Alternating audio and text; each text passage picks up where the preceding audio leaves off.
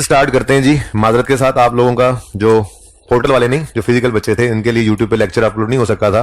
कल वाला गलत अपलोड हो गया था तो फिर वो उसको रिमूव किया, अब ये वो हो जाएगा। तो कल वाले लेक्चर में मैंने ये वाला सवाल ही कंप्लीट करवाया था और कुछ एक्स्ट्रा नहीं करवाया, ठीक है। तो आज वाले इस 96 लेक्चर में मैं कोई रेलेवेंस उस लेक्चर की नहीं डाल रहा, कोई चीज़ उसकी डिस्कस नहीं कर रहा। आप लोग आज उसको ले लीजिएगा दिन के अंदर। बाकी ऑनलाइन वाले बच्चों के तो तरतीब से ही चल रहे होते हैं लेक्चर्स, ठीक है। मैंने होमवर्क के अंदर मॉडर्ना पास पेपर 15 दिया था और कैश फ्लो के सारे कहे थे बच्चों को अटेम्प्ट करने हैं। तो आप लोगों ने अब कोशिश ये करनी है, ईपीएस का टॉपिक बहुत आसान है और आज का होमवर्क भी मेरे ख्याल में ईपीएस का कोई अगर आप नियत से करो तो 20 मिनट से ज्यादा का नहीं होगा। छोटे छोटे सवाल होते हैं, ठीक है ना। तो इसलिए आपके पास मौका है कि आप जो है वो ये मॉडर्ना वाला सवाल और कैश फ्लो के जो एमसीक्यूज हैं वो अटेम्प्ट कर लोगे शाम को। तो लेक्चर लेने से पहले जो है वो लेक्चर ले लीजिएगा, लेकिन आज वाला लेक्चर जो शाम को अपलोड है ना, उसको सुनने से पहले आपने ये दोनों काम कर लेने, ठीक है। आज हम IAS 33 अर्निंग्स पर शेयर का स्टैंडर्ड स्टार्ट कर रहे हैं। बड़ा ही आसान सा स्टैंडर्ड है। नॉन प्रॉफिट ऑर्गेनाइजेशन के टॉपिक के अंदर मैंने आपको थ्योरी अभी छुड़वाई है। वो थ्योरी जो मैंने आपको कही थी आपने खुद नहीं पढ़नी, accounting standards for non profit organisation, वो मैं आपको खुद पढ़ाऊंगा थोड़े थोड़े 5-5 पेजेस करके। उसमें इंपॉर्टेंट बातों को हाईलाइट करवाऊंगा और पॉइंट्स बनाते जाएंगे हम, ताकि लोड ना पड़े। तो 2 से 3 दिन में वो थ्योरी सुकून से पढ़ेंगे और फिर उसकी जो इंप्लीकेशन सवाल के अंदर होनी है वो इंप्लीकेशन भी करके देख लेंगे। तो 4 से 5 दिन एक्स्ट्रा क्लास जो है वो एनपीओ के ऊपर ही चलेगी।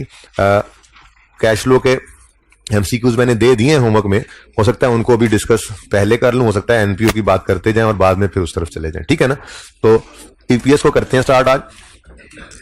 ये मॉडर्ना वाला सवाल एक आसान सवाल है, इंशाल्लाह आप इसको अटेम्प्ट करके पहले फिर आज वाली एक्स्ट्रा क्लास जो अपलोड होगी उसको लीजिएगा, ठीक है। अच्छा जी, अगर आप लेक्चर नोट्स ओपन करें अपनी किताबों का पेज नंबर 939, तो उसमें आपको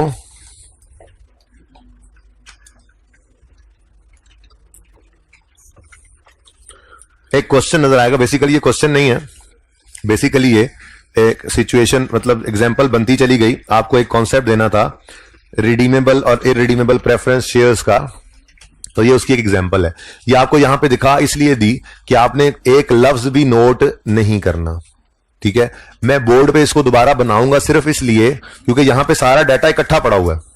वहां पे स्टेप बाय स्टेप एक एक चीज जो है वो मैं लिखता चला आऊंगा ताकि आपको लॉजिकली चीजें क्लियर हो जाएं। अगर बोर्ड वाली साइड की पिक्चर लेना चाहे तो बेशक ले लेना, नोट करने की जरूरत नहीं है। यही वाला सारा कुछ मैं बोर्ड के ऊपर बनाने लगा हूं, लेकिन वो स्टेप बाय स्टेप बनाऊंगा तो आपको समझ आती रहेगी कि ये फिगर यहां से आई, इससे बाद ये फिगर निकली, ये तरतीब इस तरह से है। तो नोट आपने नहीं करना, ओके।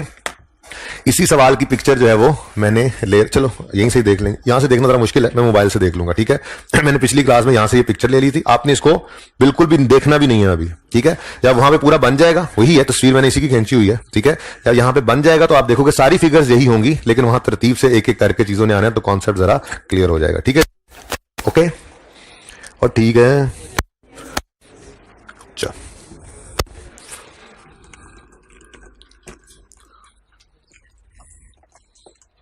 अच्छा जी,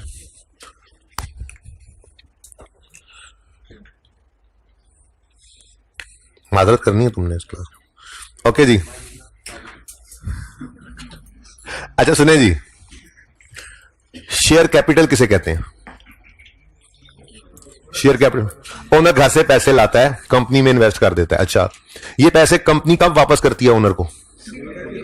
कब? ये पैसे कब वापस करती है? कभी नहीं वापस करती।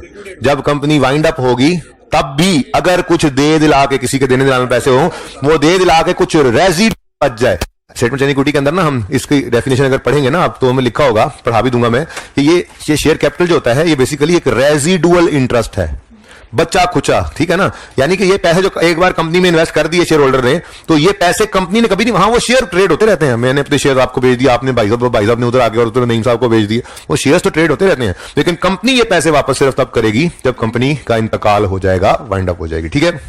तो मेरी एग्जाम्पल के अंदर कैपिटल है 5000 का, ठीक है जी। तो इसको कहा जाता है जी ऑर्डिनरी शेयर कैपिटल। ये फारिग है भाई, दूसरा ब्लैक चेक करो, लग रहा है ये चलेगा जी।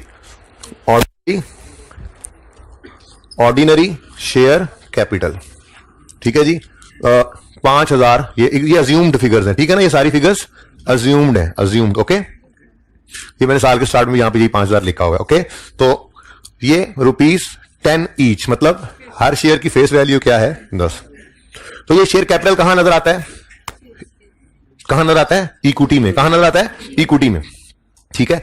और इस शेयर कैपिटल के अगेंस्ट कंपनी को क्या कॉस्ट पे करनी पड़ती है शेयर होल्डर्स को, डिविडेंड। ये जो शेयर्स के अंदर इन्वेस्टमेंट करते हैं शेयर, कंपनी इनको क्या पे करती है, डिविडेंड, ठीक है जी। वो डिविडेंड कहां आता है, statement of changes in equity में रिटेन्ड अर्निंग्स के कॉलम में, ठीक है।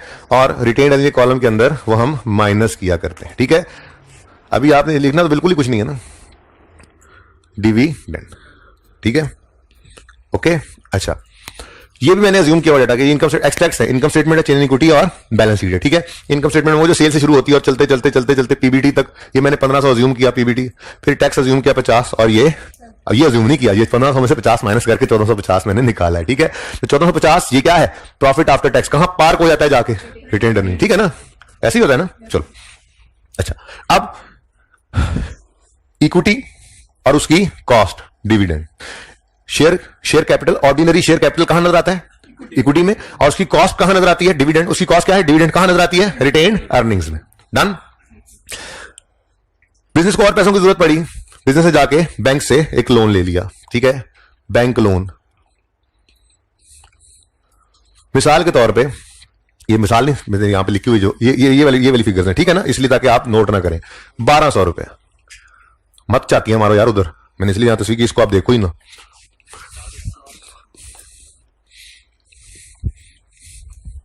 ओके, 1200 रुपए। अच्छा, अगला मेरा सवाल, जो बैंक से लोन लिया जाता है, इस पे कोई ना कोई इंटरेस्ट होता है, वो इंटरेस्ट वेरिएबल होता है, उसकी परसेंटेज फिक्स होती है, वो फिक्स परसेंटेज होती है। तो मिसाल के तौर पे ये 10% जी, नहीं है, होगा तो फिर सवाल बताएगा, नॉर्मली नहीं होता, ठीक है।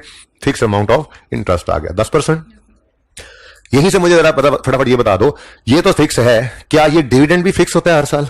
नहीं, ये कभी ज्यादा कभी कम, प्रॉफिट है तो दे दिया, नहीं है तो नहीं भी दिया, कभी बिल्कुल नहीं आता, कभी कम आता है, कभी ज्यादा आता है, ये वेरिएबल होता है, ठीक है ना, ये फिक्स नहीं होता। अच्छा, तो ये पैसे कभी वापस नहीं होने, इसलिए कहां पड़े हैं, इक्विटी में।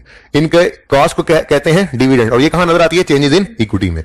ये पैसे कौन से हैं, लोन, ये कुछ अरसे तक वापस हो जाने होते हैं, 2 साल, 4 साल, 5 साल, 10 साल, 15 साल वापस हो जाने हैं, ठीक है। इसलिए ये इक्विटी नहीं है, ये क्या है, लायबिलिटी, डेट, ठीक है। तो इनकी कॉस्ट भी कहां पे नजर आती है, प्रॉफिट बिफोर टैक्स से भी पहले, फाइनेंस कॉस्ट के अंदर इंटरेस्ट ऑन बैंक लोन, ठीक है जी, इंटरेस्ट ऑन बैंक लोन। और लोन कितना है 1200, और उस पर इंटरेस्ट कितना अज्यूम किया है, ये, यानी कि प्रॉफिट बिफोर टैक्स से भी पहले ये माइनस हो जाता है, ठीक है। यहां तक कोई नई चीज अभी तक हमने नहीं पढ़ी, ठीक है। अब नई चीज लेके आते हैं। कंपनी को और पैसों की जरूरत पड़ी, उन्होंने ओनर से कहा कि जी बैंक से भी पैसे ले आए हैं, बैंक भी अब और पैसे नहीं दे रहा है। कहानी बना रहा, जरूरी नहीं कि बैंक और पैसे ना दे रहा हो तभी इस तरफ जाते हैं, बहरहाल ऐसी कहानी बनाई। कंपनी को और पैसों की जरूरत पड़ गई, कंपनी ने कहा ओनर्स को, आप ऐसा करें, आप तो थोड़े से और पैसे घर से ले आए, बिजनेस को जरूरत है। तो ओनर ने कहा हमें क्या फायदा, पहले भी आपने पैसे लिए हुए हैं, ठीक है, कभी डिविडेंड देते हो, कभी नहीं देते हो।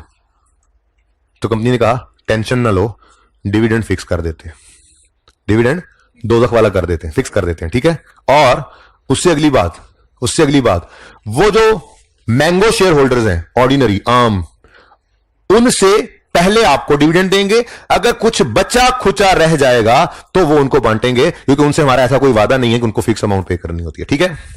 तो लेकिन पैसे आपको कभी वापस नहीं होंगे, पैसे आपको कभी वापस नहीं होंगे, ठीक है। अब जो पैसे कंपनी ने लिए हुए हैं और कभी वापस नहीं करने, तो उसको कहा जाता है इररिडीमेबल। क्या कहा जाता है जी, रिडीम कहते हैं कि वापस हो जाना, ठीक है ना।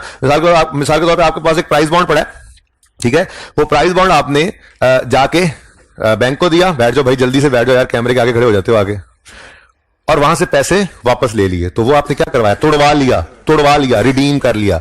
तो रिडीम करना कहते हैं पैसे वापस हो जाना।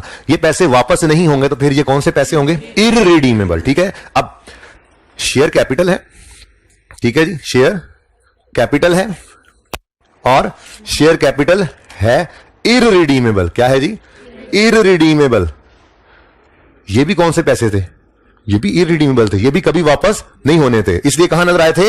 इक्विटी में। तो जब शेयर कैपिटल प्रेफरेंस वाला भी इशू करेंगे, जब वो वापस नहीं होना, इररिडीमेबल है, तो उसकी उसकी नेचर इसी इक्विटी वाले जैसी है, इसलिए वो नजर भी कहां आ रहा है? इक्विटी में। लेकिन इसका नाम क्या होगा? हम इसको कहेंगे आप प्रेफरेंस वाले हो, आप प्रेफर्ड लोग हो। Preference share capital. किस पे प्रेफरेंस जी? आपको इन पे प्रेफरेंस दी जाएगी, यानी जो प्रॉफिट्स वगैरह पड़े हैं उनमें से पहले हम आपको डिविडेंड बांटेंगे, ठीक है? यानी पहले हम प्रेफरेंस डिविडेंड देंगे। कौन सा डिविडेंड जी? Preference dividend. वो प्रेफरेंस डिविडेंड इररिडीमेबल वालों का, इररिडीमेबल, ठीक है? स्मार्ट करके लिखें, preference dividend irredeemable.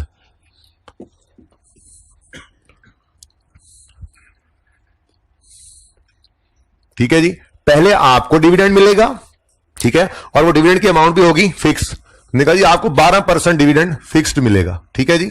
12% fix dividend पहले आपको देंगे, फिर अगर कुछ बच खुच गया तो वो बचा खुचा मिलेगा इन मैंगो शेयर होल्डर्स को, ऑर्डिनरी शेयर होल्डर्स को, ठीक है।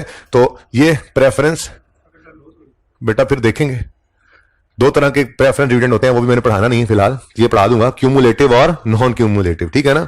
तो वो बाद में देखेंगे, फिलहाल जितनी बात हजम हो जाए आज उतनी पढ़ाई है, ठीक है।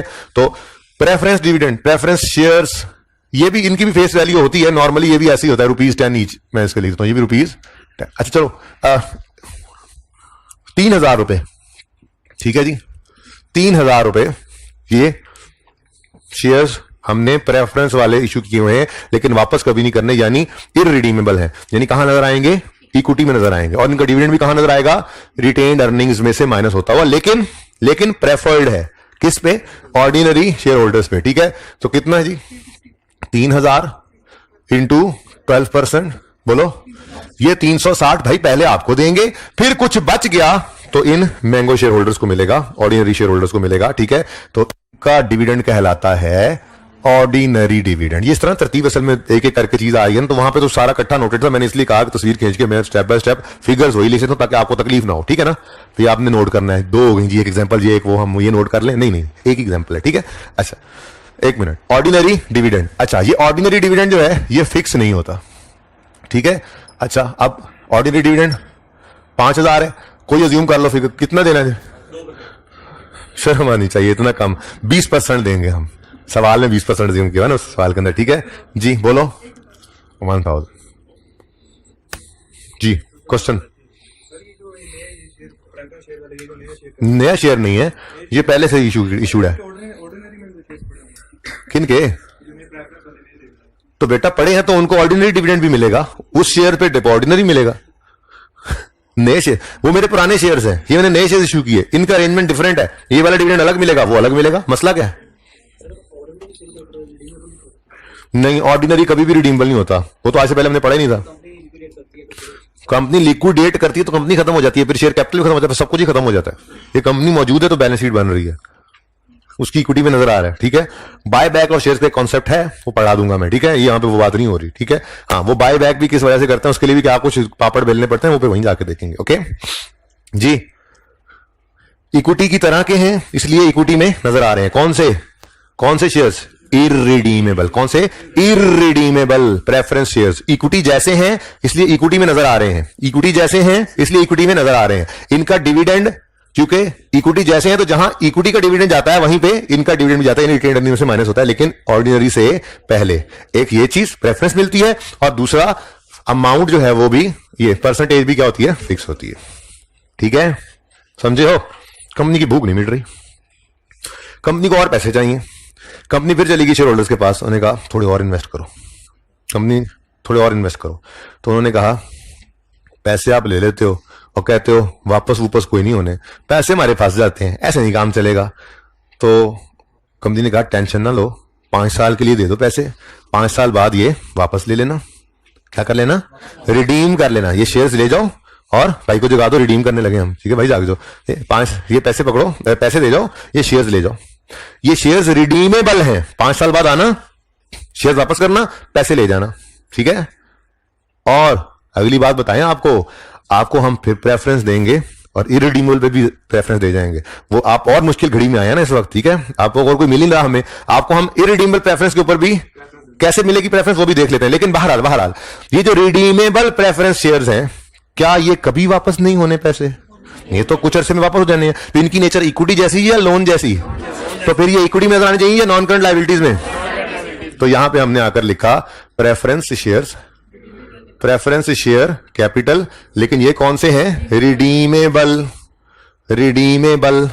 और ये हैं जनाब 800 रुपए ये लोग ले आए, ठीक है। हमने इनको कहा जी आपको हम 8%, ये इनका भी फिक्स है।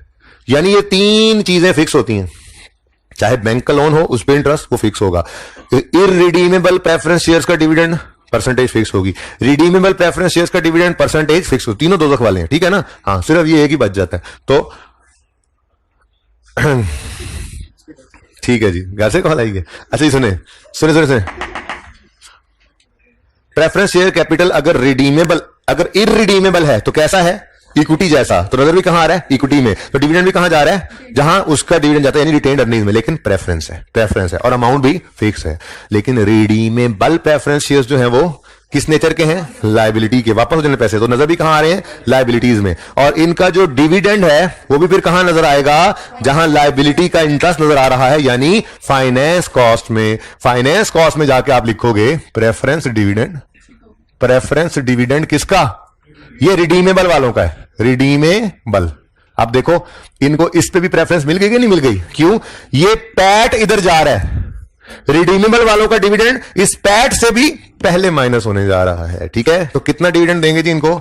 800 का 8%, 64, ठीक है ना। ये अज्यूम फिगर है जी, पता नहीं कितना कितना आया हुआ, ये माइनस होगा, ये 1500 मैंने अज्यूम किया हुआ, ठीक है ना। ठीक हो गया। अब कोई चीज रह तो नहीं गई? 1 2 कोई रह तो नहीं गया जी, ताकि बाद में नोट करने तकलीफ ना। कोई चीज नहीं रहेगी जी, बस ठीक है, क्लोजिंग निकालने। ओके सुने जी 5000 क्लोजिंग बन गया। ये 5000 चला जाएगा इधर, पहले ही लिख दिया हुआ मैंने समझाते हुए, ठीक है। ये 2500 क्लोजिंग बन जाएगा रिटेन्ड अर्निंग्स। ये नहीं लिखा था, ऊपर लिख लेना चाहिए था। चलें बहरहाल पिछली क्लास में जो इधर लिख लिया था तो अब ऐसे ही चल गया। कितना जी? 2500। ये 3000 है, कोई चेंज नहीं आया, और ये 3000 ही है। ये 3000 आपको पता है कि ये फिगर्स उठ के फिर चली जाती हैं बैलेंस शीट, ठीक है। तो सादा बात, अब किस्सा मुख्तसर। अगर ऑर्डिनरी शेयर होल्डर्स हैं तो वो बेचारे उस डिब्बे में बैठे होते हैं जो ट्रेन के एंड पे होता है, जिसको पंजाबी में वो कहते हैं ना टीटी वाला डब्बा, ठीक है। जो ऑर्डिनरी शेयर होल्डर्स होते हैं वो बेचारे बिल्कुल आखिर में वो देखते हैं सेल हुई, फिर देखते हैं सेल में से कॉस्ट ऑफ सेल माइनस हुई, सेलिंग माइनस हुई, एडमिन माइनस हुए, फिर अदर एक्सपेंस माइनस हुए, फिर फाइनेंस कॉस्ट माइनस हुई, फिर पीबीटी देख के खुश हुए, लो जी अब हमें मिल गया ये। उन्होंने कहा नहीं हुकूमत आ जाएगी, नहीं पहले हमारा भी दे दो हिस्सा। तो फिर ये निकल के पैड, अब इसको देख के खुश होने लगे थे कि ये भी आ रहे हैं इस बार, तो वो बेचारे बिल्कुल एंड पे बैठे हैं, ठीक है। अच्छा, अब ऑर्डिनरी शेयर होल्डर्स जो हैं, ऑर्डिनरी शेयर होल्डर्स जो हैं उनका डिविडेंड रिटेन्ड अर्निंग्स में आता है, लेकिन सबसे एंड पे। अगर कोई इररिडीमेबल प्रेफरेंस शेयर्स इशू कर दें तो उनको जो डिविडेंड मिलना है वो डिविडेंड ऑर्डिनरी से पहले मिलना है। लेकिन चूंकि ये इररिडीमेबल है, इनकी नेचर इक्विटी जैसी है, तो ये इक्विटी में ही नजर आएंगे, इररिडीमेबल, ठीक है। और इनका डिविडेंड भी जहां इक्विटी का डिविडेंड जाता है वहीं पर रिटेन्ड अर्निंग हो जाएगा, लेकिन ऑर्डिनरी से पहले इनको देंगे, एक बात। और दूसरा, अमाउंट भी क्या होगी, परसेंटेज भी क्या होगी, फिक्स, ठीक है। फिर अगर को आप रिडीमेबल प्रेफरेंस शेयर इशू करते हैं तो ये तो वापस होने वाले पैसे हैं, इनकी नेचर इक्विटी जैसी नहीं है, लायबिलिटी जैसी है, लोन जैसी है, तो नजर भी कहां आएंगे, लोन में, लायबिलिटीज में, ठीक है। और इनका जो डिविडेंड है बिल्कुल लाइक इंटरेस्ट कहां नजर आएगा, फाइनेंस कॉस्ट में, और इसकी अमाउंट भी क्या होगी, परसेंटेज भी क्या होगी, फिक्स, ठीक है जी। यहां तक को मसला। रिडीमेबल को लोन से पहले नहीं, लोन से पहले बाद में पीपीटी से पहले दे देंगे, इनसे पहले दे देंगे, इनसे पहले ही मिल गया ना, ठीक है। वो कोई नहीं, इकट्ठे ही दे देंगे, मिलेगा ही मिलेगा, इकट्ठा बुला के दे देंगे उनको, ठीक है।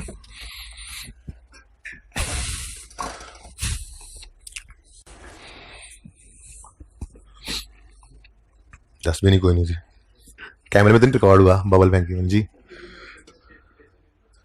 रिडीमेबल प्रेफरेंस शेयर्स की फेस वैल्यू हो सकती है, क्यों नहीं हो सकती, हो सकती है। अच्छा जी, इधर देखें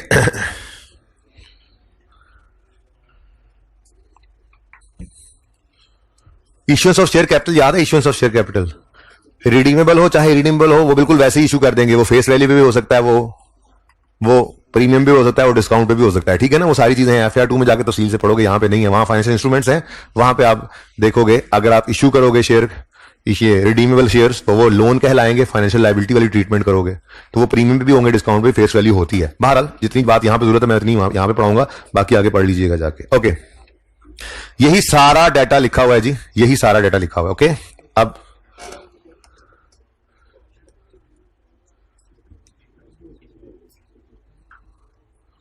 दोबारा लिखूंगा ना, जरा आपको जरा याद रह जाएगा फिर। अच्छा जी, अब ये बात ना असल में करना जरूरी थी, हालांकि अभी ईपीएस मैंने शुरू नहीं किया, लेकिन ये ईपीएस का ही जरूरी हिस्सा है। ये चीजें पता होंगी तो अर्निंग पर शेयर निकाल सकोगे, ठीक है। तो अर्निंग पर शेयर ईपीएस का जो फॉर्मूला है वो है, एक बात याद रखना, ये रेशो जो है ये ऑर्डिनरी शेयर होल्डर्स की रेशो ही है, ये भी एक, ठीक है ना। ये एक टूल है जिससे आप कंपनी की परफॉर्मेंस चेक करते हैं। आप क्या निकालना चाह रहे हो? आप निकालना चाह रहे हो एक शेयर ने कितना अर्न किया, अर्निंग्स पर शेयर, एक शेयर ने कितना अर्न किया। तो ये एक टूल है जिसको इन्वेस्टर भी देख रहा होता है। अगर कोई बंदा इन्वेस्टमेंट करने आए, दो कंपनी सामने पड़ी हुई हो फाइनेंशियल स्टेटमेंट, तो वो ये देखेगा कि दोनों में से हर शेयर कितना कितना कमा रहा है, क्योंकि उसने शेयर्स में इन्वेस्टमेंट करनी है ना इन्वेस्टर ने, मिसाल के तौर पर, तो वही देखेगा, ठीक है, कि एक शेयर कितना कमा रहा है। ओके, तो जिसकी अर्निंग पर शेयर ज्यादा होगी वो कंपनी ज्यादा अच्छी परफॉर्म कर रही है, ठीक है ना। कंपनी के केस में कैसे, मतलब जैसे आप कह रहे हैं इन्वेस्टर तय करेगा, कंपनी क्या करेगी? कंपनी भी तो इन्वेस्ट कर सकती है कहीं और जाकर। ये ईपीएस कंपनी कैलकुलेट करके यूजर को देती है, क्योंकि IAS 33 स्टैंडर्ड है जो ये कहता है कि अर्निंग पर शेयर कैलकुलेट करके यूजर को बता दो, और यूजर उसको आके देख लेता है। ये एक परफॉर्मेंस मैयर है, उसको देख के पता लग जाता है कि ये इस कंपनी ने कैसा परफॉर्म किया, इसके एक शेयर ने कितनी अर्निंग्स की, कितने प्रॉफिट कमाए। क्या मतलब, कंपनी को फायदा है ना। ईपीएस निकालेंगे जिसकी हाई ईपीएस होगी, कंपनी को फायदा है, लोग देख के खींचे चले आएंगे उसकी तरफ, ठीक है। वैसे भाई दा फायदा नुकसान नहीं है, ये स्टैंडर्ड है जो कहता है यूजर को ईपीएस दिखाओ, ठीक है। आपको थोड़ी बार कंपनी को क्या फायदा जी, वो पीपी का जो नोट बनाती है, क्या फायदा कंपनी को, ठीक है, वो यूजर के लिए बना रहे हैं, फायदा नुकसान क्या जी। हाँ जी, अर्निंग पर शेयर का फॉर्मूला है earnings attributable to ordinary share holders. क्या बोला जी मैंने? ये किसकी रेशियो, पहले मैंने कहा था किसकी रेशियो है? ऑर्डिनरी शेयर होल्डर्स की रेशियो है। तो earnings attributable to ordinary share holders, ठीक है, लिखे फॉर्मूला, फिर उसके बाद इस पे बहस कर लेते हैं। Earnings attributable to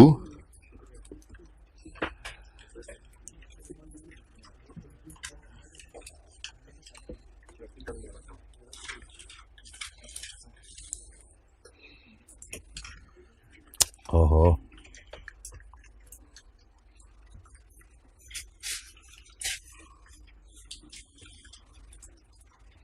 ji, earnings attributable to ordinary share holders divided by number of shares. अच्छा, वैसे ये पूरा फॉर्मूला नहीं, अभी ना लिखो, मैं तो कहता हूं नंबर ऑफ शेयर्स। इस सवाल के हद तक तो ये पूरा है, लेकिन जी ऐसा ही है, number of shares, number of ordinary shares. भाई कह रहे हैं ऑर्डिनरी लिखें, बिल्कुल लिखें जी, नंबर ऑफ ऑर्डिनरी शेयर्स, क्योंकि ये रेशो ही किसके लिए है?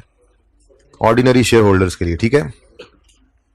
अब इसी सवाल से आप ईपीएस निकाल दें, जल्दी करें, फॉर्मूला मैंने लिख दिया है, ये सवाल आपके सामने है। Earnings attributable to ordinary share holders divided by number of ordinary shares. जल्दी करें जी, जल्दी करें, ईपीएस निकाल दें। पहला सवाल ईपीएस का जिंदगी का आप खुद ही करें, शाबाश, हिम्मत करें। सब बच्चे कैलकुलेट कर रहे होंगे, मुझे पता है, कम से कम कैलकुलेटर पे तो जरूर करके बैठे होंगे सब बच्चे कैलकुलेट। जी कोई आंसर बताएं। 1000 है, 10 रुपए, एक ने 10 बोला, एक ने 1000 बोला, एक ने 100 बोला, 1000 नहीं बोला, 100 बोला। अच्छा 100 और जी 21 एक और जवाब आया 21। 2.1 एक आया जी, 2.1। सवाल ये सामने है, ईपीएस निकालनी है। 2 भी आया जी एक जवाब। अच्छा चलें बस करें, बहुत हो गई, बस बहुत है, 99.9 बहुत है। अब इधर देखें, earnings attributable to ordinary share holders में आप लोगों ने 1450 लिया तो गलत किया। क्यों? क्योंकि ऑर्डिनरी शेयर होल्डर्स को मैंने कहा था सबसे आखिरी डब्बे पे बैठे हैं, वो खुश होकर 1450 को देख ही रहे थे कि उनको पता लगा कि वो प्रेफरेंस वाले आ गए हैं। पहले ये 360 उनको बटेगा और फिर कुछ बचेगा तो वो हमें बटेगा, वो हमारा बनता है। ठीक है, बटे या ना बटे, कमा लिया तो हमारा ही है ना। ठीक है, अब इसका मतलब ये हुआ कि earnings attributable to ordinary share holders. ये कोई ऐसे सादा सी बात नहीं लिखी हुई थी, इसके पीछे तो बड़ी कहानी थी कि attributable to ordinary share holders कौन सी अर्निंग्स होती हैं। वो ऐसे प्रॉफिट्स होते हैं जिसमें से पहले तो सारे खर्चे निकल कर, इवन टैक्स वगैरह निकल कर वो प्रॉफिट आफ्टर टैक्स आया हुआ था, फिर उसमें से भी प्रेफरेंस डिविडेंड ये होमवर्क के सवालों में आएगा। प्रेफरेंस डिविडेंड, वरना अगले 2 सवालों के अंदर जो मैंने आपको करवाने हैं ना, उन 2 सवालों के अंदर अब इसने नहीं आना, लेकिन इस सवाल में चूंकि है तो ये प्रैक्टिस कर ले साथ ही। तो पैट माइनस प्रेफरेंस डिविडेंड कौन सा, फिर ना बोलना इन द रिडीमेबल तो पैट से भी पहले निकल चुका हुआ है। ठीक है, तो earnings attributable to ordinary share holder जो है वो PAT minus preference dividend irredeemable वाला, ये 2 दफा माइनस लग रहा है, इसको जरा ना ऐसे कर लेता हूं मैं, प्रेफरेंस डिविडेंड इररिडीमेबल, वरना वो लग रहा था कि 2 चीजें माइनस हो रही हैं। ठीक है, ले भाई अब क्लियर है जी। तो earnings attributable to ordinary share holders कौन सी होंगी, वो पैट जिसमें से प्रेफरेंस डिविडेंड भी रिडीमेबल का माइनस हो जाए। बेचारे एंड पे बैठे होते हैं ना। ठीक है, इसका मतलब कि आप कहेंगे कितना था, 1450 ना, 1450 भी ऑर्डिनरी शेयर होल्डर्स को एट्रीब्यूटेबल नहीं है, बल्कि इसमें से भी 360 माइनस होगा और कुछ बच्चों ने 5000 से डिवाइड कर दिया। ये जो मुख्तलिफ भाई 5000 तो रुपीज है, रुपीज में शेयर कैपिटल नहीं लेना, यहां पे मैंने लिखा हुआ था नंबर ऑफ शेयर्स, तो 5000 तो शेयर कैपिटल है, हर एक की फेस वैल्यू 10 रुपए है, तो डिवाइड बाय 10 करोगे तो 500 शेयर्स इनके पास पड़े हैं, मैंगो वाले, ऑर्डिनरी वाले, आम वाले। ठीक है, तो divided by 500, answer is 2.18 rupees, 2.18 पर शेयर। ठीक है जी, ये इसका आंसर भी आ गया। वैसे तो इस सवाल असल में ना, ये पिछली दफा ऐसा हुआ था कि बच्चों को प्रेफरेंस डिविडेंड समझाने के लिए मैं इनकम स्टेटमेंट बनाई, चेंज इक्विटी बनाई, बैलेंस शीट बनाई, तो डाटा ऐसे बच्चों से पूछ रहा था, हाँ भाई कितना शेयर कैपिटल, कितना इररिडीमेबल, कितना, वो करते करते ये इस तरह से बन गया। फिर मैंने कहा चलो अब ये इतना डाटा आ गया तो ईपीएस का फॉर्मूला लगा के ईपीएस भी निकाल ही लो। तो ये इस तरह से पहला सवाल था। ठीक है ना, तो ये ईपीएस निकल आई है जी।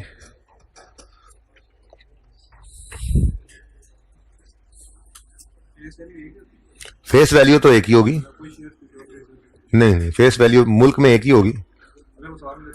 सवाल में अगर वो 1 करेगा तो फिर फेस वैल्यू 1 ही रहेगी सारे शेयर्स में, यानी कि डिफरेंट हो नहीं ना सकती बेटा। पाकिस्तान में फेस वैल्यू 10 ही होती है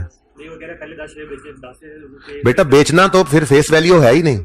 आप शेयर्स अगर बेचें 10 वाला 15 का, तो आपने इश्यूएंस ऑफ शेयर कैपिटल में पढ़ा हुआ है कि शेयर कैपिटल में फिर भी 10 रुपए ही आते हैं, ऊपर वाले प्रीमियम में यार, नीचे गए तो डिस्काउंट में। शेयर कैपिटल का तो उसूल ही यही है। ये मिस हो रही है आवाज मेरे ख्याल से, हाइब्रिड वालों मिस हो रही है ना आवाज मिस हो रही है भाई।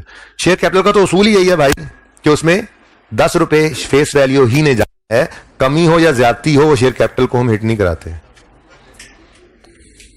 जी। सही है, चलें आगे, चलो जी फिर। अच्छा, फिर ये थोड़ी सी बात जरा देख लो, ये मैं दोबारा लिख देता हूं, प्रेफरेंस डिविडेंड की बात थोड़ी सी कर लें। वैसे इस सवाल पे तो एप्लीकेबल नहीं है, लेकिन होमवर्क वाले सवालों पे एप्लीकेबल है। अगर सवाल के अंदर प्रेफरेंस डिविडेंड आ रहा हो तो ईपीएस की कैलकुलेशन करते हुए कौन से वाले को कंसीडर करना है और कौन से वाले को इग्नोर करना है। हमारे इस सवाल के अंदर दोनों ही थे, प्रेफरेंस वाला भी था और ये रिडीमेबल वाला भी था और इररिडीमेबल वाला भी था। ईपीएस कैलकुलेट करते हुए किसको कंसीडर किया और किसको इग्नोर किया? रिडीमेबल वाले को इग्नोर करना है, क्योंकि वो तो पैट से पहले ही माइनस ऑलरेडी हो चुका हुआ है। ठीक है ना, हमने कंसीडर किसको करना होता है? इररिडीमेबल वाले को, ये याद रखना। ठीक है, तो प्रेफरेंस डिविडेंड अगर रिडीमेबल होगा तो इग्नोर वाइल कैलकुलेटिंग ईपीएस, और अगर इररिडीमेबल होगा तो कंसीडर नहीं, साथ ही लिख लो, कंसीडर के साथ क्या कंसीडर करोगे, क्या करोगे माइनस करोगे, माइनस फ्रॉम पैट। ठीक है ना, तो कंसीडर वाइल कैलकुलेटिंग ईपीएस। ठीक है जी, ये जरा अपने पास लिख लो ताकि बवक्त जरूरत सनद रहे और काम आए।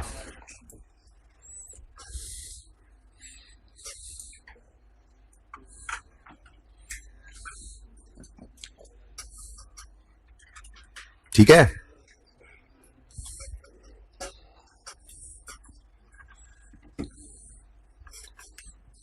तो देखो यार मोबाइल का चार्जर होगा, नहीं ये नहीं, ये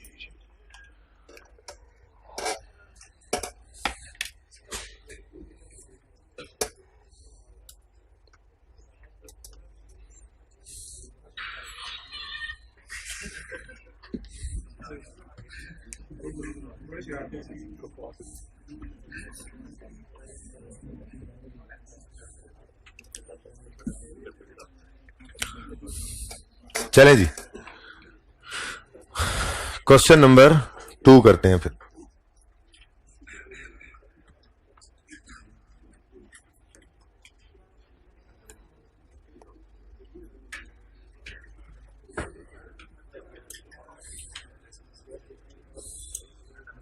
आसान लग रहा है ना टॉपिक, ऐसे मजे मजे से टॉपिक हो जाना है, ये हल्का फुल्का टॉपिक है? कोई नहीं यार, पेपर में आधा बजे तो सही कर लोगे ना।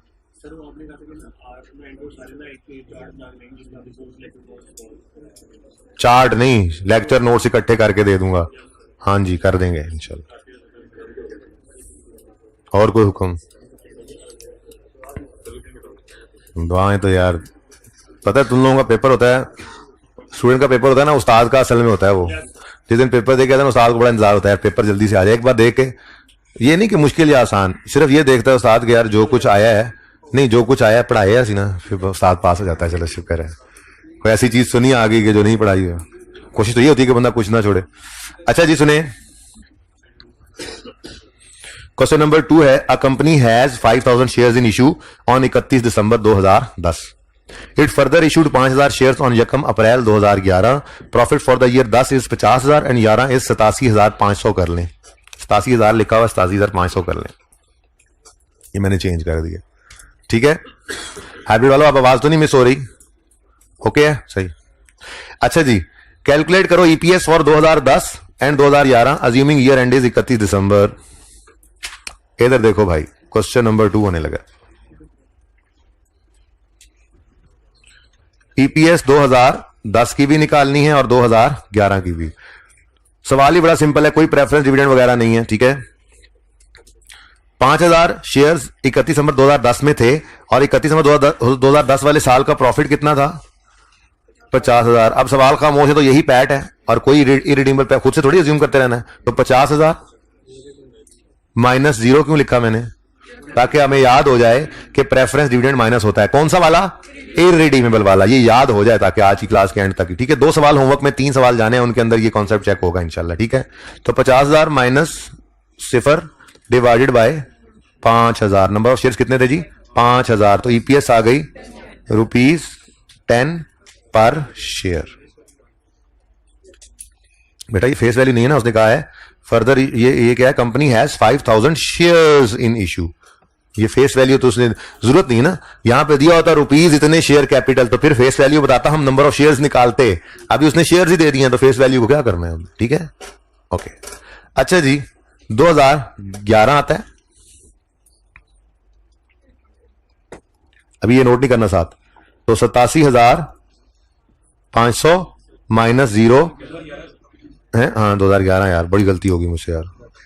अच्छा जी, क्यों यार? अच्छा जी सुने, डिवाइडेड बाय 5,000 शेयर्स पहले थे, 5,000 और इश्यू हो गए, टोटल कितने हो गए? 10,000। तो रुपीज, अच्छा अब नोट नहीं करना, ये भी सही नहीं है, ये भी सही नहीं है आंसर। प्रॉब्लम क्या है? आपको नजर आ रहा है कि परफॉर्मेंस कंपनी की गिर गई है, डिटीरियोरेट हो गई है, नजर आ रहा है, ये नजर तो यार है ना। ईपीएस तो यही बता रही है। ईपीएस, शेयर्स अगर बढ़े हैं बेटा, अगर शेयर्स बढ़े हैं तो फिर उसने अर्निंग्स को भी बूस्ट करना था। जब नए शेयर इश्यू किए जाते हैं फॉर कैश, फॉर मनी, तो वो पैसा बिजनेस में आता है तो उसको अर्निंग्स को बूस्ट करना चाहिए। ओवरऑल अर्निंग्स बढ़ी हैं लेकिन पर शेयर तो गिर गई ना, कंपनी की परफॉर्मेंस तो ड्रॉप हो रही है। असल में ये सही नहीं है, आपने नंबर ऑफ शेयर्स जो डिवाइड किए हैं वो सही नहीं किए। जो 5,000 शेयर्स नए इशू किए हैं वो आपने यकम अप्रैल 2011 को इशू किए हैं। इस हिसाब से तो ये अर्निंग्स में पूरा साल कंट्रीब्यूट कर ही नहीं सके। ये पैसा तो पूरा साल बिजनेस ने इस्तेमाल किया ही नहीं इन 5,000 शेयर्स वाला, तो ये 5,000 शेयर ले रहे हैं पूरे साल के। तो कंपनी देखने वाले को क्या नजर आ रहा है? कंपनी की परफॉर्मेंस डिटीरियोरेट कर गई। असल कहानी ये है कि आपने डिवाइड करना था इनको। 5,000 तो पूरे के पूरे पहले दिन से पड़े हैं ना, ये तो अर्निंग्स में पूरा साल कंट्रीब्यूट कर पाएंगे, पुराने शेयर्स वाले जो पैसे हैं, ठीक है। लेकिन जो नए शेयर्स आए इन्होंने तो सिर्फ 9 महीने तक कंट्रीब्यूट किया, तो 8750 शेयर्स आपने लेने थे, weighted average number of shares. असल फॉर्मूला क्या है जी? मैंने कहा था फॉर्मूला पूरा नहीं है, रुक जाओ, ठीक है। तो earnings attributable to ordinary share holders divided by weighted average number of ordinary shares होते हैं, ठीक है। आपने weighted average number of ordinary shares लेने होते हैं, average number of ordinary shares लेने होते हैं। लेकिन निकालना ये 8750 ही है, 8750 ही निकलता है ना, बोलो। लेकिन इसको निकालने का तरीका ये नहीं होगा भाई, ये इस सवाल के अंदर तो लग जाता है, लेकिन आगे चलो। अभी देखो ना, मैंने ये क्वेश्चन नंबर 2 और 3 आपको आज करवाना है, ठीक है। फिर कुछ 2-3 छोटे सवाल ऐसे ही होमवर्क में देने हैं। लेकिन 4 में देखो तो चीजें आ रही हैं, बोनस शेयर्स इशू हो रहे हैं, स्प्लिट हो रहे हैं शेयर्स, कंसोलिडेट हो रहे हैं शेयर्स, आगे राइट इशू आएगा, पता नहीं क्या कुछ आएगा अभी इसके अंदर, बेसिक ईपीएस में डाइल्यूटेड से पहले पहले। तो वर्किंग उस फॉर्मेट पे रखेंगे जो एक ही बार आज हम बना लें और फिर हर सवाल के अंदर हमारी वही वर्किंग रहे। फिलहाल तो आपके सवाल के अंदर 8750 ऐसे निकल सकता था, लेकिन भाई हम इस तरह से नहीं निकालेंगे। निकालना 8750 ही है, लेकिन उसका तरीका क्या होगा, हम एक वर्किंग किया करेंगे। ये देखो, ये 10,000 आजा यार, ये 10,000 नहीं ले सकते हम एक छोटी सी वर्किंग करेंगे। उस वर्किंग का नाम होगा weighted average number of shares. क्या नाम होगा जी? Weighted average number of shares, weighted average number of shares. सबसे पहला कॉलम होगा जी डेट का। ये अभी हर बार हर सवाल में ये काम करना है, तो जाहिर है फिर याद तो हो ही जाना है, ठीक है। डेट, फिर description, cost, date, description, number of shares जो इशू हुए, नंबर ऑफ शेयर्स। उसके बाद एक कॉलम बनाएंगे हम फ्रैक्शन का, और फ्रैक्शन लगने के बाद फिर आ जाएंगे हमारे पास weighted average number of shares, ठीक है जी। बस ये फॉर्मेट यही रहेगा, इस वर्किंग के अंदर फॉर्मेट यही रहेगा, कोई और नया कॉलम ऐड नहीं होगा, चीजें इसके अंदर ऐड होती रहा करेंगी, ठीक है। अब बड़े ध्यान से देखिएगा कैसे कैलकुलेट करना है, ये रोज करना है काम, इसलिए जरा ध्यान से देख लें। 10 तो ओके था, मसला 11 में है। तो 11 में सबसे पहले आप 1 जनवरी 11 पर ओपनिंग शेयर्स, ओपनिंग, ये नंबर ऑफ शेयर्स की वर्किंग है, ये नंबर ऑफ शेयर्स है, ये रुपीज नहीं है यहां पे, ठीक है ना जी। तो ओपनिंग शेयर्स कितने पड़े थे हमारे पास? 5,000, ठीक है। 1 अप्रैल 2011 को न्यू शेयर्स इशू किया आपने, तो सही है, थोड़ा सा आगे ले जाना पड़ेगा भाई इसको। अच्छा, अब देखो नंबर ऑफ शेयर्स 5,000 जो हैं, इन पे यहां पे आपने फ्रैक्शन लगा देनी है, ठीक है। बात समझिएगा, फर्क नहीं पड़ता। मैंने आपको कहा कि एक वर्किंग का तरीका आपको सिखा रहा हूं जो थोड़ा सा डिफरेंट है, उसकी वजह यह है कि आगे जाकर इस तरीके ने आपको काम देना है, ठीक है ना। अब नंबर ऑफ शेयर्स जो नए इश्यू हुए हैं वो मैंने अभी नहीं लिखे, और मैंने क्या कहा, ये 5,000 शेयर्स जो हैं ये 1 जनवरी 11 से 31 मार्च 11 तक आउटस्टैंडिंग रहे, बोलो। तो यहां पे मैंने फ्रैक्शन लगा दिया 3/12, ठीक है। उसके बाद नए शेयर्स कितने इशू हुए 1 अप्रैल 11 को? अब 5,000। ये जो नए शेयर्स इशू होते हैं ना, ठीक है, ये कभी भी आपने इन नए शेयर्स को इशू करके इसके सामने आपने फ्रैक्शन नहीं लगाया करना, ठीक है। बल्कि क्या करना है, आपने अब इसका टोटल करना है। 10,000 हो गए। आप कहोगे सर ऐसे आसान सा काम तो था, अभी 8750 निकाला था, किस मुसीबत में डाल रहे हैं हमें? और भाई आगे मुसीबतें बहुत बड़ी बड़ी हैं, तो यहां पे थोड़ी सी मुसीबत को झेल लो ताकि आगे फॉर्मेट यही रहे, इसी के साथ सारे सवाल हो जाए हमारे, ठीक है ना। हाँ जी, फ्रैक्शन अभी लगाते हैं, मजीद फ्रैक्शन भी लगाते हैं, ठीक है। अब मैंने कहा कि इस 5,000 पे फ्रैक्शन नहीं लगाना जो आपने नए इशू किए, ठीक है ना। आपने क्या कहा, यूं कह रहे हो आप कि जी 5,000 शेयर्स थे, शेयर्स का बैलेंस कितना है? 5,000। वो 5,000 का बैलेंस जनवरी, फरवरी, मार्च में रहा। 1 अप्रैल को 5,000 नए शेयर्स इशू हो गए और अब ये बैलेंस बदल के कितना हो गया? 10,000। अब 10,000 मेरे ख्याल में तो 31 दिसंबर 11 तक यही रहा है।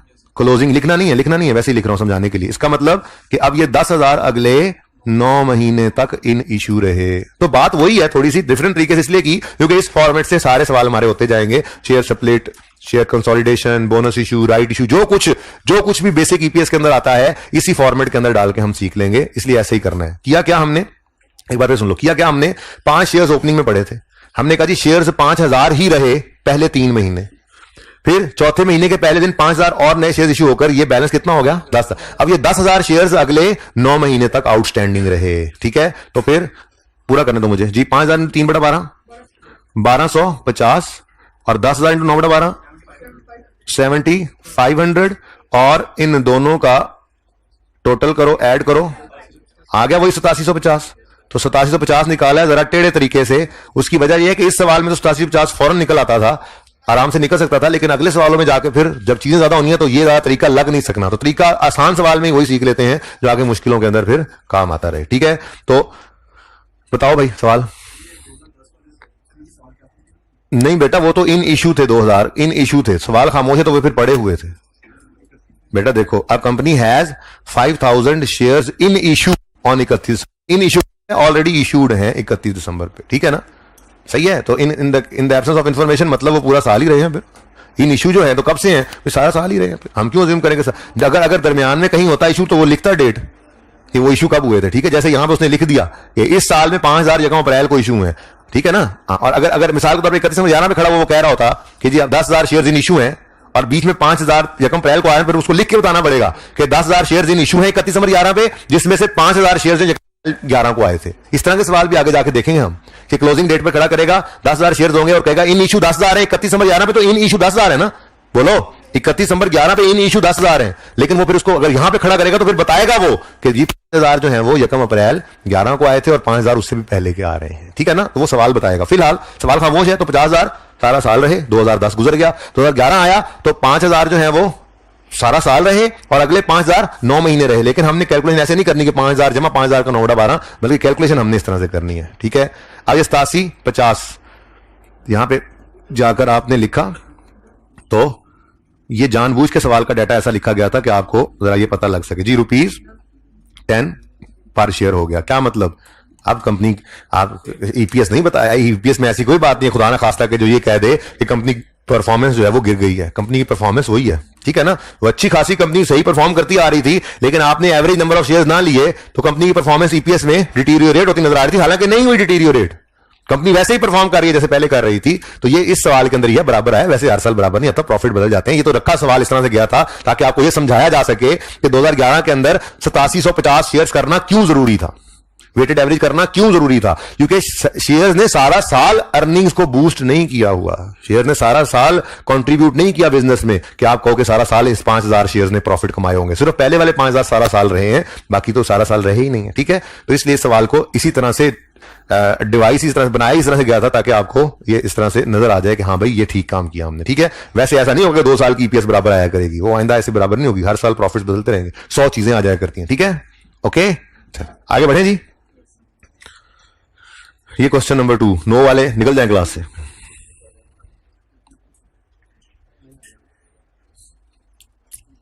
चलें जी क्वेश्चन नंबर 3 फिर कर दें जल्दी से, 2 मिनट में कर देना क्वेश्चन नंबर 3, 2 मिनट से ज्यादा ना लगे, 2 मिनट से ज्यादा क्वेश्चन आपके पास नहीं है, फिर तस्वीरें बनाने फिर बच्चों को, फिर देता हूं क्वेश्चन नंबर 3 सामने। अगर आप क्लास वर्क समेत भी एक सीटिंग में बैठ के सारा काम करें ना आज, तो पहले वाला सवाल थोड़ा ही था, वो तो समझाया कॉन्सेप्ट, सवाल तो उसमें सिर्फ ईपीएस कैलकुलेट करने का था। तो एक सीटिंग में क्लास वर्क समेत भी होमवर्क करेंगे तो मेरे ख्याल में आधे घंटे में आपने भड़का देना है इसको, इतना को होना है काम ईपीएस में ऐसे ही। तो कल से इंशाल्लाह बड़े ढेर ढेर सारे सवाल दिया करूंगा होमवर्क में, 10-12 सवाल ऐसे ही दे दिया होमवर्क में, हर सवाल 5 मिनट का होगा, छोटा ही है, 4 एक दिन का है, 5 दिन लगा लेंगे त्यातन। नंबर छोटा सवाल बनता है 6-8 नंबर का। बढ़ेंगी चीजें यार, शेयर कंसोलिडेशन ये थोड़ी खत्म हो गया, अभी शुरू हुआ है भाई, ये भी वो काम है, क्या पता ऐसा ही हो जी। क्वेश्चन नंबर 3 ये है, company has 30,000 shares in issue on यकम जनवरी 13, it has purchased on market value पर ही आज शेयर करने इशू आपने, आज तो आपने इस पे कम पे नहीं करने, ये फेस वैल्यू नहीं मार्केट वैल्यू है, फेस वैल्यू नहीं है कितने का शेयर, बस करते जाए फिलहाल, तो जो कैलकुलेशन आज सिखाई है वो सीख लें फिलहाल।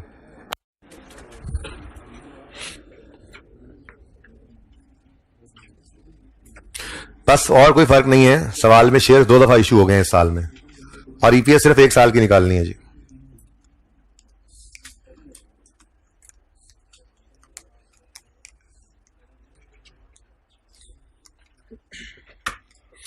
ये पेज 939 पे ही चल रहे हैं हम बुक के।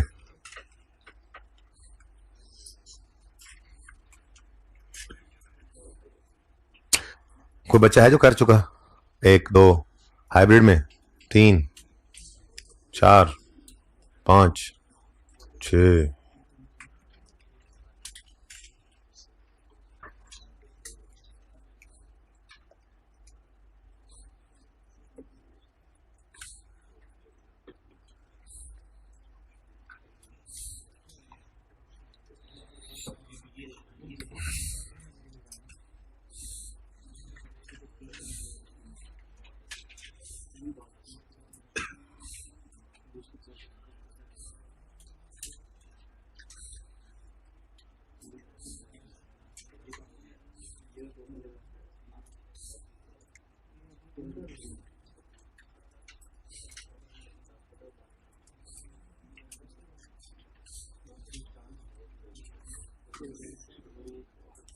मैंने आप लोगों से ये तय किया हुआ है कि 6-7 तारीख तक सिलेबस खत्म हो जाएगा।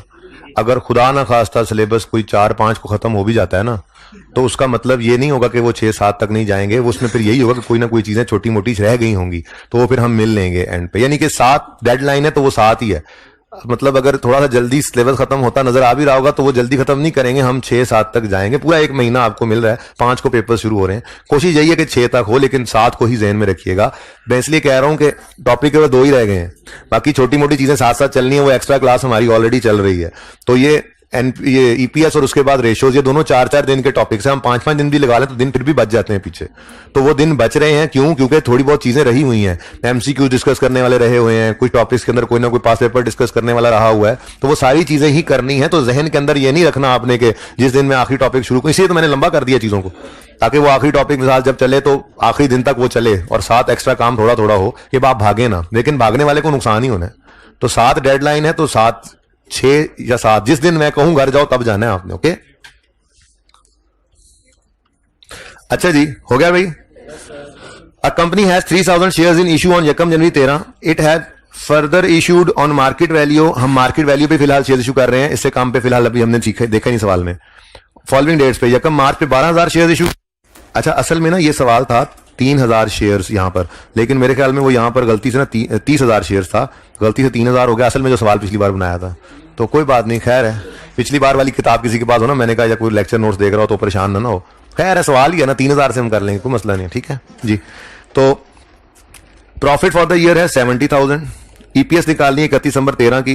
क्वेश्चन नंबर 3 यहां कर लेते हैं जी। ईपीएस है 2013।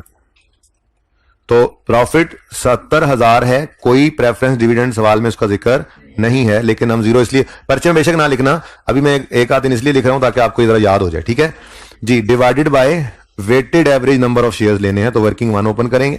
ठीक है जी।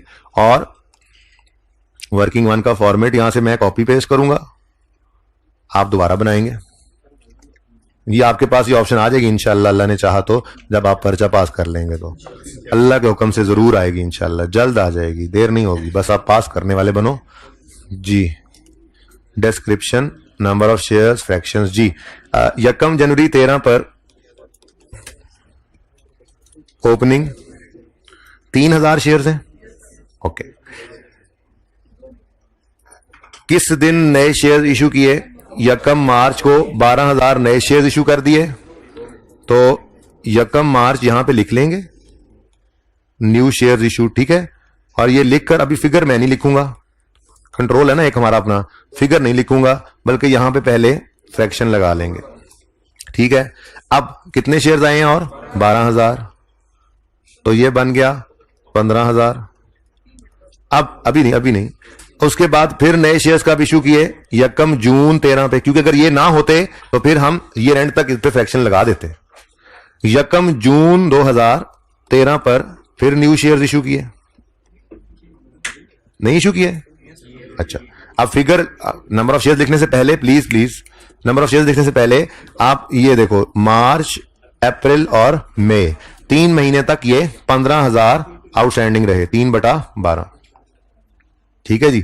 तो भाई आप FR 1 पढ़ने आए हैं, पक्की बात है, तो अब क्या फायदा, शाम वाली क्लास में आ जाना, शाम वाली क्लास में आ जाना, हाइब्रिड में बैठना। अच्छा तब भी आ जाऊंगा, अब भी आ गया हूँ जी। 15,000 शेयर्स, सॉरी कितने, हाँ 15,000 शेयर्स नए इशू किए हैं, तो ये 15,000 आ गया। अब अगेन आपने ये नए शेयर्स के ऊपर मैंने कहा था यहाँ पे आपने फ्रैक्शन नहीं लगाना, ठीक है ना, यहाँ पे फ्रैक्शन नहीं लगाना, ओके। अब और कोई शेयर इशू नहीं हुए, ये टोटल बैलेंस 30,000 जो था ये ईयर एंड तक आउटस्टैंडिंग रहा, तो 7/12, ठीक है जी, डन। तो बताएं जी, 500, 3750, 17500, 21,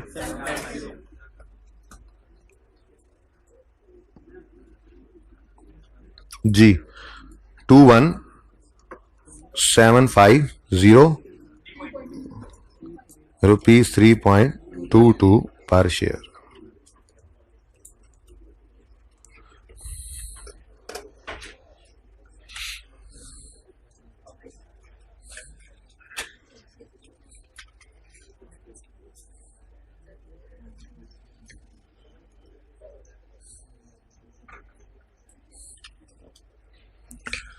ठीक है जी, अब आए होमवर्क की तरफ। अच्छा एक छोटा सा कॉन्सेप्ट पहले और देख लें, फिर होमवर्क की तरफ जाते हैं। यहां तक कोई मसला तो नहीं है? पिक्चर लेनी है?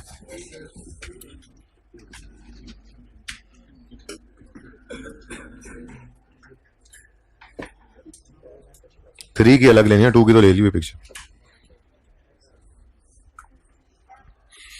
किताब दिखाओ यार, पहले होमवर्क लिखवा दूं। चलो छोटा सा कॉन्सेप्ट है वो और ले लो, फिर लेते हैं। अच्छा जी, अब एक छोटा सा और कॉन्सेप्ट है, ईपीएस समझ आया? Weighted average number of shares निकालने आ गए, बस ये ईपीएस का टॉपिक है। बस हर रोज एक दो चीजें नहीं डालते जाएंगे, 3 को दिन में बेसिक खत्म हो जाती है, एक दिन डायलूटेड पे लगता है, एक आधा दिन और नॉर्मलाइज करने के लिए रख लेंगे, ठीक है। अच्छा जी, अब आपको याद होगा कि आईएएस सर्टिफिकेट का टॉपिक कर रहे थे, तो मैं थ्योरी पढ़ाते हुए मैंने ऐसी मिसाल दी थी कि जी नेस्ले वाला चाहे कि हम दही बनाना बंद कर देंगे, याद आ रहा है? तो नेस्ले वालों का आज अगर खड़े होकर ये फैसला करें कि हमने अगले साल से दही नहीं बनानी है, तो नेस्ले जो एज अ होल एक ऑर्गेनाइजेशन है, उसके कई सारे ऑपरेशंस हैं जिनमें से उन्होंने एक ऑपरेशन को डिसकंटिन्यू करने का फैसला कर लिया है। नेस्ले के कई सारे ऑपरेशंस हैं, वो पानी भी बना रहे हैं, वो जूस भी बना रहे हैं, वो कॉफी भी बना रहे हैं, ठीक है, और उन्होंने दही बनाने को बंद करने का फैसला कर लिया। तो कई सारे ऑपरेशंस में से एक ऑपरेशन अगले साल वो डिसकंटिन्यू करने का सोच चुके हैं, फैसला उन्होंने कर लिया है। तो दही वाले ऑपरेशन को डिसकंटिन्यूड ऑपरेशन कहा जाता है, ठीक है। आईएएस 33 ईपीएस का स्टैंडर्ड ये कहता है कि आप यूजर ऑफ फाइनेंशियल स्टेटमेंट को अगर कोई डिसकंटिन्यूड ऑपरेशन है तो उसकी ईपीएस अलग से निकाल कर, कंटिन्यूइंग ऑपरेशन की अलग से निकाल कर दिखा। उसकी वजह ये होती है कि हम यूजर को ये कह रहे होते हैं, भाईजान ये अगले साल ये वाली अर्निंग्स की उम्मीद ना रखना, ये वाला तो ऑपरेशन ही हम क्या कर रहे हैं, बंद कर रहे हैं, ये असल मकसद होता है, ठीक है। तो इसके लिए जरा ये भागदौड़ थोड़ी सी चलती है चैप्टर के अंदर, कोई नहीं परेशान नहीं होना, ठीक है ना। ये पेज 511 पे आए जी, सफा नंबर 511। ये अंग्रेजी आपने घर पे पढ़नी है, ठीक है ना, अंग्रेजियां तो आप खुद घर पे पढ़ते हैं ना, मैं तो आपको क्वेश्चन करवाऊंगा। क्वेश्चन नंबर 37, यानी इससे पीछे 36 सवाल हैं आपकी किताब में, जो आपने 2 दिन में होमवर्क में पढ़ा देने हैं या 3 दिन में। और यार इतने इतने सवाल हैं, अभी आपने देखा 2 मिनट के अंदर एक सवाल हो जाता है आपसे, 3 मिनट लग जाएंगे। बस प्रैक्टिस करनी है इसकी थोड़ी सी, और कुछ भी नहीं है। बेसिक ईपीएस तो बहुत आसान है और डायल्यूटेड उससे भी ज्यादा आसान है। ईपीएस में से आप टॉपिक एंड होने पे दुआ करोगे या अल्लाह इसमें से सवाल आ जाए, ऐसे दुआ ना किया करो, हमेशा दुआ ऐसे किया करो, या अल्लाह जहां से भी आए हम पास हो जाए। हाँ, ये नहीं कि यहां से आए और वो ऐसा सवाल बना दे क्या ना आपके उस्ताद को आता हो ना आपको आता हो, तो फिर अच्छा चले जी। मैंने आपको क्या कहा, अगर कोई डिसकंटिन्यूड ऑपरेशन हो तो उसकी ईपीएस कंटिन्यूइंग ऑपरेशन से अलग करके कैलकुलेट करके दिखानी है यूजर ऑफ फाइनेंशियल स्टेटमेंट्स को, ठीक है। सवाल पढ़ते हैं, थेरी शेरी तो बाद में आई जाती है। In the year ended 31 December year 1, entity G made profit after tax of 35 lakh. Of this, 30 lakh was from continuing operations and 5 lakh was from discontinued operations. अच्छा, अगली बात, it paid ordinary dividend of 1.5 lakh, यहीं पे रुक जाओ। ऑर्डिनरी मैंगो डिविडेंड, क्या इसको EPS की कैलकुलेशन में लेना चाहिए? ये तो कभी भी नहीं आ सकता भाई। ईपीएस है किसकी रेशो? ऑर्डिनरी शेयर होल्डर की। वो उसके डिविडेंड को माइनस करके कैसे आप निकाल सकते हो ईपीएस? तो ऑर्डिनरी डिविडेंड तो कभी भी माइनस नहीं ना होना। पैड में से आप डिविडेंड भी माइनस करके फिर शेयर से डिवाइड करो, हद होगी यार, ये तो नहीं होना। ठीक है, अगली बात, एंड प्रेफरेंस डिविडेंड ऑफ, हाँ ये जो है ना, ये प्रेफरेंस डिविडेंड, इसके ऊपर आके आप रुक जाएंगे, बताएगा सवाल में, टेंशन ना लो, फिलहाल रुको, आगे बताया हुआ है, फिलहाल सब्र करो। इधर देखो, प्रेफरेंस डिविडेंड बोल दिया उसने। ठीक है, अब अगर तो ये प्रेफरेंस डिविडेंड रिडीमेबल का हुआ तो इग्नोर कर देंगे, और अगर इररिडीमेबल का हुआ तो माइनस करेंगे। ठीक है, सवाल क्या कह रहा है अगली लाइन में? The preference shares were correctly classified as liabilities. ये तो फिर रिडीमेबल है, तो इसको भी आपने इग्नोर कर देना है। ठीक है, तो भाई रहेगी कहानी 35 लाख। अब देखो अच्छा अगली लाइन भी पढ़ लो। Entity G had 1 million ordinary shares in issue throughout the year. कोई नहीं, उसने वेटेड एवरेज निकलवाया, वो कह रहा है कि 1 मिलियन शेयर्स इन इशू रहे टोटल। अब कहना ये चाह रहे हैं हम कि 35 लाख बटा 35 मिलियन बटा 3.5 मिलियन डिवाइड बाय 1 मिलियन इकट्ठा ना कर देना। ठीक है, बल्कि 3 मिलियन को अलग और 5.5 मिलियन को अलग ही रखो। और जी नंबर ऑफ शेयर सेम होंगे, अभी बताता हूं, कैलकुलेशन करके देखते हैं ना। ठीक है, ऐसे कैसे फर्क समझ आएगा। इधर देखो जी, चलो अब लिखा ही हुआ था दोबारा, चलो दोबारा देख लेते हैं फिर। ये देखें जी बच्चों, कंटिन्यूइंग ऑपरेशंस का प्रॉफिट बताएं। कंटिन्यूइंग ऑपरेशंस का प्रॉफिट कितना है? 3 मिलियन। और number of shares in issue कितने रहे हैं? ये वेटेड एवरेज ही है सवाल के अंदर, और कोई इशुएंस नहीं हुई। कितना आ गया? 3 रुपीज 3 पर शेयर। ठीक है, और डिसकंटिन्यू जो कर दिया ऑपरेशन, जो अगली बार नहीं चलेगा, उसका प्रॉफिट कितना है? 5 lakh. Number of share same रखने हैं, शेयर सेम, तो 0.5। असल में पता है क्या है? असल में यह है कि हमने पहले क्या ईपीएस निकालनी थी? हमने लिखना था 35 लाख बटा 10 लाख। 35 लाख बटा 10 लाख लिखना था, और ईपीएस आनी थी रुपीज 3.5 पर शेयर। अभी भी वो 3.5 ही है, लेकिन तोड़ के लिख दिया। हमने क्या कहा यूजर को? यूजर 3 पर शेयर तो अगले साल भी एक्सपेक्ट करना, लेकिन ये वाली अगले साल एक्सपेक्ट मत करना, क्योंकि ये ऐसे ऑपरेशंस की ईपीएस है जो हमने डिसकंटिन्यू कर दिया। इस साल तो ये प्रॉफिट्स हैं, अगले साल ये प्रॉफिट्स नहीं होंगे। इसलिए स्टैंडर्ड कहता है कि 3 और 0.5 अलग, वरना इकट्ठा करते तो क्या आता? 3.5 आता ना। ठीक है, लेकिन स्टैंडर्ड क्या कहता है? कंटिन्यूइंग को अलग रखो और डिसकंटिन्यूइंग को अलग रख लो। ठीक है, ये जी एक छोटा सा कॉन्सेप्ट और भी था। अब एक चीज जिसको अभी आप कहोगे गोली करा के निकल गया, क्या? सवाल के अंदर डिविडेंड रिडीमेबल वाला था तो इग्नोर हो गया। अगर सवाल के अंदर डिविडेंड इररिडीमेबल का होता तो माइनस करना था। अब मेरा सवाल क्या कंटिन्यूइंग वाले में से माइनस करेंगे या डिसकंटिन्यूइंग वाले में से, या दोनों में से? कंटिन्यूइंग में से प्रोपोर्शनेट करेंगे, डिसकंटिन्यूइंग में से सिर्फ। उन्होंने कहा चलो एक ये भी कह दूं, हालांकि दिल को नहीं कर रहा था इसका। जी देखें, अगर कंटिन्यूइंग और डिसकंटिन्यूड ऑपरेशंस की ईपीएस अलग अलग निकल रही हो, और सवाल होमवर्क वाले सवाल के अंदर इररिडीमेबल प्रेफरेंस डिविडेंड आ जाए, होमवर्क वाले सवाल में इररिडीमेबल प्रेफरेंस डिविडेंड आ जाए, तो सिर्फ कंटिन्यूइंग में से माइनस करेंगे, प्रोपोर्शनेट वगैरह नहीं करना। उसकी वजह ये होती है ना कि हम यूं कह रहे होते हैं कि यार ये तो अगले साल होना ही नहीं है, तो प्रेफरेंस डिविडेंड भी इसमें से माइनस कोई नहीं होगा, वो फिर उन्हीं में से ही डिविडेंड माइनस हुआ करेगा जो अगले साल प्रॉफिट्स आने हैं। बहरहाल लॉजिक पे फिर कभी बात कर लेंगे। स्टार लगा के अपने पास उसूल लिख लो कि अगर इररिडीमेबल प्रेफरेंस डिविडेंड आ जाए, जरूरी बात है पहले कर लें, फिर हम बाद में पढ़ लेंगे बेटा, हैं जी। अगर इररिडीमेबल नहीं कर ले, मैं रुक जाता हूं, कहते हैं तो अगर इररिडीमेबल प्रेफरेंस डिविडेंड आ जाए तो उसे सिर्फ कंटिन्यूइंग ऑपरेशंस वाले पैट में से माइनस करना है। अगर इररिडीमेबल प्रेफरेंस डिविडेंड आ जाए तो उसे सिर्फ कंटिन्यूइंग ऑपरेशंस वाले पैट में से माइनस करेंगे। ठीक है, चलो जी, ये 38 होमवर्क है, इसके अंदर इररिडीमेबल प्रेफरेंस डिविडेंड आएगा, ध्यान से देख लेना फिर क्या करना है, उसूल लिखवा दिया। ठीक है, एक तो ये होमवर्क हो गया, और दूसरा अब स्टार्ट में आए। असल में तो हम ये बीच में ना ऐसे ही जरा 5-7 मिनट पिछली क्लास में बच गए थे, तो मैंने ना ये भी करवा दिया, छोटा सा कॉन्सेप्ट था, वरना इसकी कोतुक नहीं बनती थी। असल में तो वो शुरू में चल रहे थे, हम कहां पे चल रहे थे? यहां पे चल रहे थे। ये देखें जी, ये पेज 469 एग्जाम्पल 1 आपका होमवर्क है। पेज 469 एग्जाम्पल 1 आपका होमवर्क है।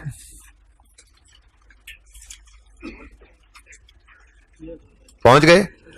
फिर पेज 470 पे एग्जाम्पल 2 आपका होमवर्क है और इसी सफे पे एग्जाम्पल 3 भी आपका होमवर्क है। अभी बस नहीं, एक प्रैक्टिस क्वेश्चन भी है, वो भी आपका होमवर्क है। पेज नंबर अब मुझे ढूंढना पड़ेगा, मैं जा रहा हूं ढूंढने।